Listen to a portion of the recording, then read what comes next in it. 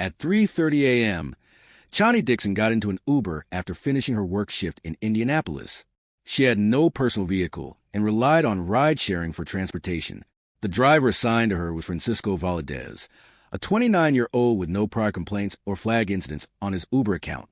But this routine ride home would end in tragedy. Chanti's body was found the next afternoon in a wooded area, and Valadez would eventually confess to her murder. How does someone you trust completely become your worst nightmare? How does a routine transaction turn deadly? And what does this case reveal about the risks we face every single day when we place our lives in the hands of strangers? Now an Uber driver is arrested for the murder of 30-year-old Chanti Dixon, who was missing this weekend. The driver confessed to killing Dixon. ITV's Kat Sandoval pieces together what happened. This is where Chanti Dixon's body was found, in the woods on a dead-end street on Wagner Lane. It's also just a few feet away from her apartment. Police say 29-year-old Uber driver Francisco Valadez drove Dixon to the scene Sunday morning. Valadez told police he initially attempted to have sex with Dixon in the back of his car, but he got angry with her. He later admitted to police he shot her in the head in his car, then hid Dixon's body behind the concrete barrier. He also said he tried to have sex with her again. Dixon was found naked with a sweatshirt pulled over her head and arms, lying on her stomach. Welcome back to True Crime Station, where we dive deep into real cases that shake communities and reveal important truths about the world we live in. I'm your host, and today we're covering a case that will make you question the trust you place in everyday services. Before we continue, I want to hear from you. Have you ever felt unsafe during a rideshare trip? What safety measures do you take when using these services? Drop your thoughts in the comments below. Your experiences might help someone else stay safe. We're examining the tragic case of Chanti Dixon, a 30-year-old mother and online personality whose trust was weaponized against her. This isn't just another crime story. This is a wake-up call about the vulnerabilities that exist in services millions of us use daily. Chanti Dixon lived a life centered around her 2 children. At 30 years old, she was a single mother in Indianapolis, working to provide for her family. She was known as a responsible and dependable person, maintaining a routine lifestyle centered around her family and church community. As an online personality, Chanti maintained a social media presence where she shared positivity and connected with other working mothers facing similar challenges. Her communication records and social media activity showed no indication of risky behavior or threats prior to her death. She had no criminal history and was described by those who knew her as reliable and caring. Her work schedule often extended into the early morning hours, presenting unique transportation challenges in a city where public transit options are limited during overnight hours. The lack of a personal vehicle wasn't unusual for someone in her economic situation, particularly given the costs associated with car ownership in urban areas. For many working parents like Chanti, ride-sharing services represent a more affordable transportation solution than car ownership. Chanti's communication patterns with family members demonstrated her consistent reliability and concern for others' peace of mind. She maintained regular contact with relatives, always letting them know when she arrived safely at work or home. This established pattern made her sudden silence particularly alarming to family members who knew that extended periods without contact were completely out of character. Her employment history reflected steady work in service industries, demonstrating reliability and commitment to maintaining financial stability for her family. Co-workers describe her as punctual, professional, and always willing to work additional shifts when opportunities arose. This work ethic meant she often accepted late-night schedules that required transportation during vulnerable hours. Her use of ride-sharing services followed established safety practices recommended by companies and law enforcement. She typically shared ride details with family members, used the in-app messaging system rather than direct phone communication with drivers, and maintained awareness of route information during trips. These precautions, while considered best practices, would prove insufficient protection against a determined predator. At 3 a.m., Chanti Dixon's work shift ended, marking the beginning of what should have been a routine journey home to her children. Following her established routine, she ordered an Uber through the smartphone app. The system matched her with Francisco Valadez, whose profile appeared normal within the platform's driver network.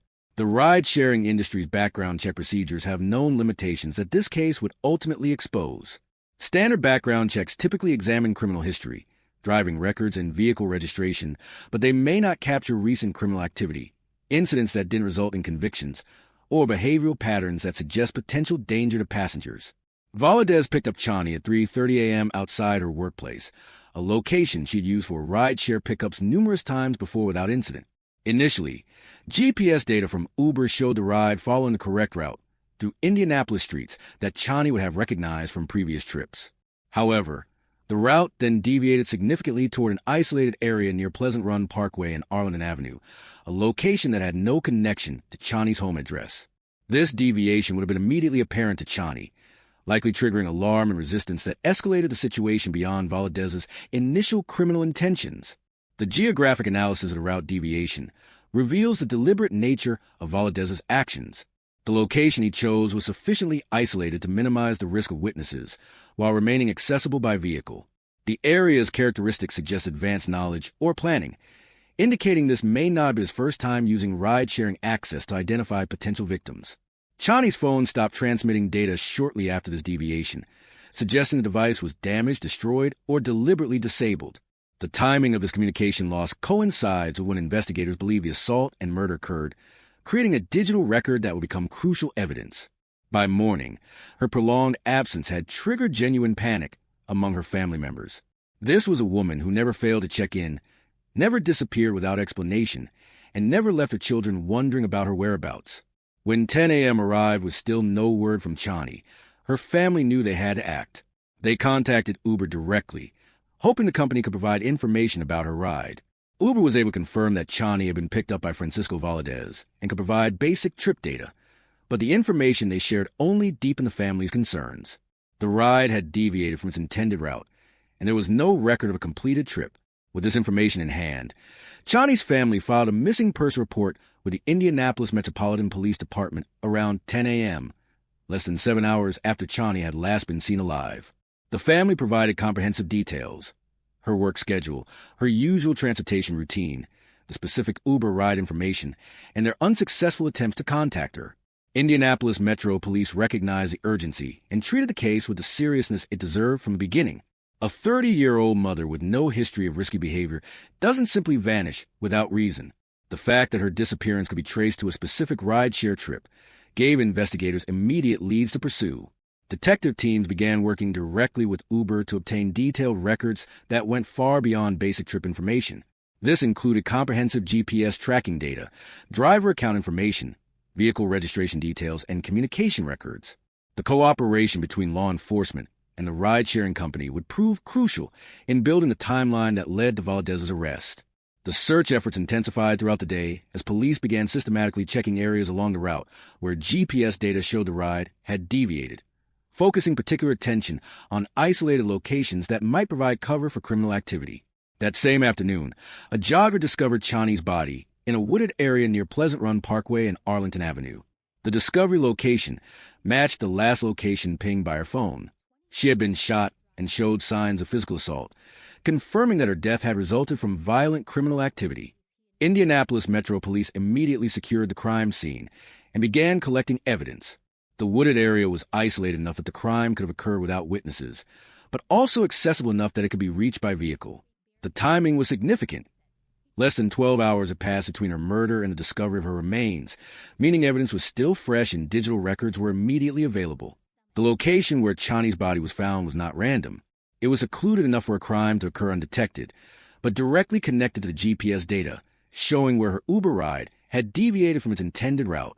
The geographic evidence was already pointing toward a connection between her death and the ride-share trip that was supposed to take her home safely. The investigation relied heavily on digital evidence that created an unbreakable chain connecting Francisco Valadez to the crime. Uber provided comprehensive ride logs and GPS data, showing the route deviation with minute-by-minute precision. The company's tracking systems had recorded detailed location data throughout the ride, creating a complete record from pickup to the point where the trip was never officially completed. Forensic analysis of Valadez's vehicle yielded DNA evidence that directly linked him to Chanti's murder. Crime scene technicians found Chanti's DNA inside the vehicle, confirming that physical violence had occurred within the car. The location and pattern of DNA evidence supported the conclusion that Chanti had fought against her attacker. Additional forensic evidence included a shell casing found at the crime scene that matched Valadez's registered handgun. Ballistics analysis confirmed that the bullet that killed Chanti had been fired from his weapon, creating another unbreakable link between the suspect and victim. The fact that Valadez owned and had access to the murder weapon eliminated any possibility that another person could have been responsible. Video surveillance footage from various locations along the route provided visual confirmation of the digital evidence. Traffic cameras and security systems had captured images of Valadez's vehicle traveling toward the crime scene during the time period when Chanti's murder occurred. This visual evidence corroborated the GPS tracking data and confirmed the timeline established by digital records. Cell phone records analysis revealed normal communication patterns leading up to Chanti's death, followed by the abrupt cessation of all digital activity at the precise time. Valadez initially gave inconsistent statements to police, first claiming Chanti had exited the vehicle early, then changing his story as evidence mounted. However, as detectives presented each piece of evidence systematically, his false narratives collapsed under the weight of scientific proof.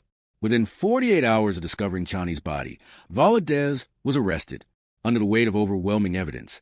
Francisco Valadez ultimately confessed to the brutal murder of Chanti Dixon. His confession revealed disturbing details that confirmed investigators' worst suspicions about the predatory nature of the attack and the deliberate exploitation of his position as a rideshare driver. This is just disgusting all around, and it did not have to happen. This is a family that's been ripped apart. This woman is gone from the world unnecessarily. As a woman, this hits differently for me. Women, girls, mothers, they have a right to exist freely in our community without fear of something heinous happening to them. They have a right to walk, bike, order a ride share without fearing something bad will happen to them. According to Valadez's statement to police, he had attempted to sexually assault Chanti in the car after deliberately deviating from the assigned route to an isolated location. He had used a position of trust as her designated driver to transport her to a secluded area where it could attack her without fear of interruption. Chanti's resistance to the sexual assault had triggered Valadez's violent escalation. Her refusal to submit enraged him to the point where he decided to kill her rather than allow her to escape and report his crimes. This progression from attempted sexual assault to murder demonstrated the calculated and predatory mindset that had driven his actions. The confession revealed that after shooting Chanti, Valadez had attempted to sexually assault her corpse, demonstrating a level of depravity that shocked even experienced investigators. This behavior indicated psychological disturbances that raised questions about whether Chanti had been his first victim. After committing these horrific acts, Valadez had attempted to conceal evidence by hiding Chanti's body in the wooded area where it was later discovered. His efforts to cover up the murder included positioning her body where it might not be found quickly, though the concealment was ineffective and the remains were discovered within hours. The confession process revealed Valadez's attempts to continue normal activities after committing murder, including return to active status as an Uber driver and accepting additional ride requests. This behavior demonstrated a chilling ability to compartmentalize his violent actions and suggested he might have been capable of harming other passengers if not quickly apprehended. Based on confession and physical evidence, Valadez was formally charged with first-degree murder, attempted sexual assault, and obstruction of justice. The multiple charges ensured he would face severe consequences for every aspect of his crimes against Chanti. Chanti Dixon's murder forces us to confront uncomfortable truths about the services millions of people use daily. She followed every safety recommendation available to ride-sharing passengers. She used a legitimate platform with built-in safety features. She was picked up by a driver with no complaints or flag incidents. She did everything right, yet she still became a victim of the person she trusted to protect her. This case exposes a fundamental vulnerability at the heart of ride-sharing services.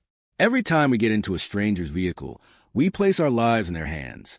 We trust that background checks have been thorough, that monitoring systems work effectively, and that the person behind the wheel shares our basic values about human life and dignity. Chanti's murder shows how catastrophically that trust can be betrayed. The statistics surrounding rideshare safety are sobering. According to safety reports, Uber alone reported over 3,000 sexual assaults and 58 fatalities related to physical assault during 2019 and 2020 combined. While companies emphasize that dangerous incidents represent a small percentage of total rides, the absolute numbers reveal a significant public safety concern affecting real families and communities. The technology that was supposed to protect Chanti ultimately became the tool that documented her murder. GPS tracking recorded the exact route to her death. Digital records provided the timeline of her final moments. Cell phone data pinpointed where her life ended. Chanti felt safe because she was using a legitimate service with built-in protections. The app tracked her ride, recorded her driver's information, and maintained digital records. These features created an illusion of safety that may have prevented her from taking additional precautions. We must also address the tendency to blame victims for crimes committed against them. Some might ask why Chanti was out so late, why she didn't have a car, or why she trusted a stranger. These questions miss the point entirely. Chanti was a working mother who used available transportation to get home from her job. She had every right to expect safe passage, and the failure lies entirely with Francisco Valadez and the systems that failed to prevent his crimes. I want to hear from all of you about this. What safety measures do you take when using ride-sharing services? Have you ever felt unsafe during a trip? What changes would you like to see companies implement? Share your experiences in the comments. Your insights could help someone else stay safe. Valadez had successfully navigated these procedures despite harboring the predatory impulses that led to Chanti's murder. The lesson here isn't that we should stop using ride-sharing services entirely. For many people, these services provide essential transportation that improves their quality of life. The lesson is that we must demand better safety measures, remain aware of our vulnerability, and work together to create systems that truly protect the most vulnerable users. The legal proceedings against Francisco Valadez moved forward with overwhelming evidence supporting the charges against him. His confession, combined with DNA evidence, ballistics analysis, GPS tracking, and video surveillance, created an unassailable case that left no doubt about his guilt in Chanti Dixon's murder. The first-degree murder charge reflected the premeditated nature of Valadez's crimes. His decision to deviate from the assigned route, attack Chanti, and subsequently attempt to hide evidence demonstrated clear intent and planning. Additional charges of attempted sexual assault and obstruction of justice ensured he would face consequences for every aspect of his crimes. For Chanti's family, the legal process represented a path toward justice, but it could never restore what they had lost. 2 children grew up without their mother. Family members grieved not just the loss of Chanti's life, but the future she would never have, the milestones she wouldn't witness, the love she couldn't give, the dreams she couldn't pursue. The community response to Chanti's murder included renewed discussions about rideshare safety and the need for stronger protections for passengers. Her case became a catalyst for conversations about background check procedures, real-time monitoring systems, and emergency response protocols. While these discussions couldn't save Chanti, they represented hope that her death might prevent similar tragedies. Chanti's memory extends far beyond her role as a crime victim. She was a devoted mother who worked hard to provide for her children. She was an active member of her church community who supported others through her faith. She was an online personality who used her platform to spread positivity. Her life had value and meaning that existed entirely separate from the circumstances of her death. The impact of Chanti's case extended beyond individual safety awareness to broader policy discussions. Legislators, regulators, and industry leaders faced questions about what additional measures could be implemented to protect passengers from predatory drivers. Her death became part of an ongoing national conversation about balancing convenience with safety. For other families who have lost loved ones to similar crimes, Chanti's case provided both solidarity and hope. Her family's pursuit of justice and their efforts to honor her memory offered a model for transforming personal tragedy into broader social change. Their advocacy helped ensure that Chanti's death would not be forgotten or dismissed. The children Chanti left behind represent the most profound impact of this tragedy. They will grow up knowing their mother was taken from them by someone she trusted to keep her safe. The community support surrounding them demonstrated that Chanti's legacy of care and responsibility would continue even in her absence. Francisco Valadez's conviction and sentencing provided legal closure, ensuring he would face severe consequences while being permanently removed from opportunities to harm other passengers. The justice system's response sent a clear message that those who exploit positions of trust to commit violent crimes will be held fully accountable. As we conclude this case, remember that Chanti Dixon was more than a victim. She was a person whose life mattered, whose dreams were valid, and whose death demands justice. Her story serves as both a tribute to her memory and a call to action for enhanced safety measures in ride-sharing services. Thank you for watching True Crime Station. If this story has moved you, if it's made you think differently about safety or trust, please take a moment to like this video and subscribe to our channel. Your engagement helps ensure that stories like Chanti's reach more people and contribute to conversations that might prevent future tragedies. Share your thoughts about this case in the comments below. What changes would you like to see in ride-sharing safety? How do we balance convenience with protection? These discussions matter, and your voice is part of the solution. Don't forget to hit that notification bell so you never miss our latest true crime investigations. We'll see you in the next episode of True Crime Station, where we continue to honor victims by telling their stories with respect and truth. Chanti Dixon trusted her Uber driver to take her home safely. That trust cost her everything, but her memory challenges all of us to build a world where such trust is never again weaponized against innocent people. Justice for Chanti means not just punishment for her killer, but systemic changes that protect future passengers from experiencing her fate.